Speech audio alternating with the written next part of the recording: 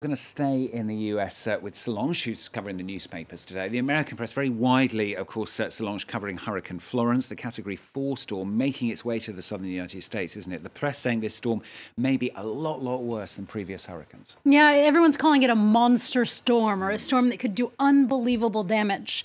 And it's not just because of the hurricane's over 200-kilometer winds that are coming. The press, like the local North Carolina paper, the Asheville Citizen-Times, explains that it's actually the surge or the rising waters that come because of the winds and the rainfall that could do so much damage and be so life-threatening. The paper compares the current trajectory of Florence with previous storms and says that depending upon where and the angle that it hits the coastline, it will actually dictate how deadly it will be. Now, three states we've got now, haven't we, issuing mass evacuations, over 1 million people. And Americans are actually heeding that call to leave their homes and head for higher ground, aren't they? Yeah, and there are traffic jams to prove it along lines in the Carolinas and in Virginia. But some papers have actually been wondering about the people that stay behind. What becomes of them and why do they stay? Well, Forbes has an interview of researchers who've studied the citizens who ignore the evacuation orders and decide to wait it out. They explain that some people are disabled and don't have the actual means to escape or people to help them, and that others look to past experiences of hunkering down at home, as they have done with previous other hurricanes. But the researchers say the problem with that is that storms like this one aren't any sort of normal hurricane, that they could be, quote, this one could be, quote, the strongest storm on record to hit this far north of the eastern seaboard. And much of the press coverage Solange has found is also looking at climate change and how it may not be the source of Hurricane Florence, but it does have a role to play in making it this mega storm. Yeah, the Washington Post has a scathing opinion piece today on Donald Trump, saying that while it is a good thing he's encouraged people to evacuate on Twitter, he is complicit, they say, in playing down the risk of climate change, which is making these storms much stronger and apt to linger and drop more rain and create a more potentially deadly and damaging environment. Now, the timing of this couldn't be more ironic or sad, whichever way you look at it. Just this week, Trump rolled out methane emission cutbacks. He rolled back on restrictions, and methane is one of the worst greenhouse gas polluting gases out there. Now, the Boston Globe picks up on this in a cartoon by Wasserman.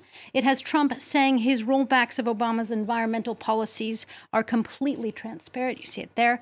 Meanwhile, normal citizens are covered in opaque, unbreathable air. And in fact, climate change is an issue being discussed not only in the eastern US in the hurricane, also in the west as well, as California hosts the Global Climate Action Summit in San Francisco. Mentioned it in the news. Leaders from multiple states and businesses are gathering there. Yeah, California has actually been quite active in sort of tightening their emissions and boosting renewable energy and essentially stepping up where Donald Trump is stepping back. Now, The Guardian explains that the work at a summit like this one is critical it will allow businesses and government leaders and activists to join up with investors and with other experts to sort of see how to effectively combat climate change.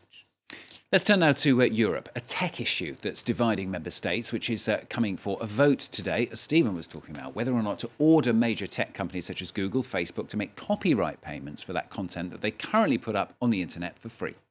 Now, yeah, this is actually front page news of the Libération this morning. The headline reads, the GAFA, now that's Google, Facebook, Amazon, they don't have all of the rights. That's the headline. In essence, for the French paper, the American tech companies should help support makers of content, be it journalists or entertainment and culture providers, as these things are currently posted on the web for free. Le Soir, the Belgian paper, has taken a stand on this issue as well. They actually ran with the first half of their front page completely white and the headline that says, informing has a cost. But those against the vote say that it is dividing member states, say that such a measure would stifle web development and it unfairly targets American companies. OK, we'll follow that vote today on France 24. And finally, a word of warning to parents now. The French press has raised a bit of a red flag about alcohol and children. Yeah, well, we've all known that alcohol and kids don't mix or should not mix. Shouldn't mix, yeah. No. But a group of French doctors is saying that marketers have not gotten the message. They point out that there is a recent surge in candy and syrups and soft drinks under the names mojito, vodka, pina colada, and that kids are actually increasingly attracted to these products. They don't necessarily have alcohol in them, but the group of doctors says that parents need to be wary about letting their kids have that mojito-flavored candy, even though it might taste good. They're going to mix it up, aren't they? Yeah. Confused. All right, thanks very much, Solange Moujan, with the papers on France 24.